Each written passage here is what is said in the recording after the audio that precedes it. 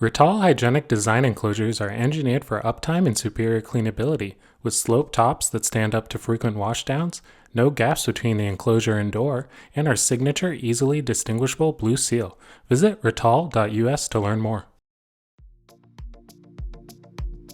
Like many aspects of the U.S. economy, capital expenditures in the food and beverage industry tumbled last year into the ditch known as the pandemic, but the industry is getting ready to climb back out.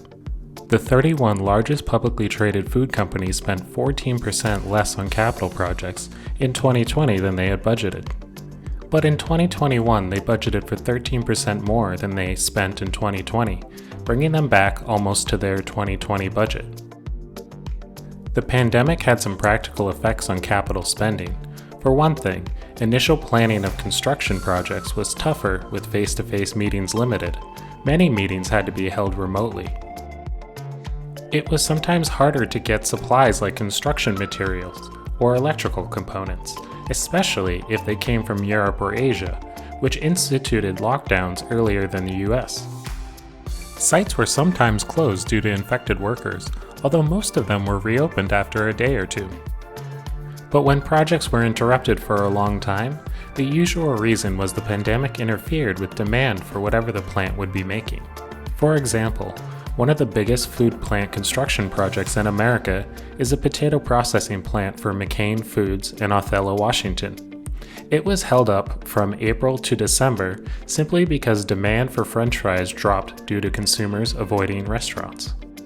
On the other hand, some products saw a big surge, like pet food.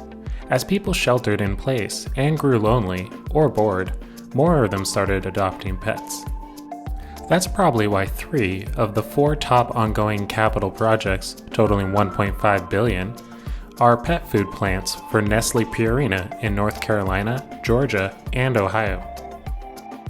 As new projects start getting underway, one of the biggest questions will be whether and how new facilities should be prepared to handle another pandemic or similar situation. Companies will have to decide whether to configure their processing lines to accommodate social distancing. Entrances, break areas, and other common areas may be reconfigured to minimize interpersonal contact. But in general, the food industry is eager to take off its shackles, and that means capital as well as operational improvements. As the pandemic ends, capital expenditures, along with the rest of the economy, is expected to come roaring back.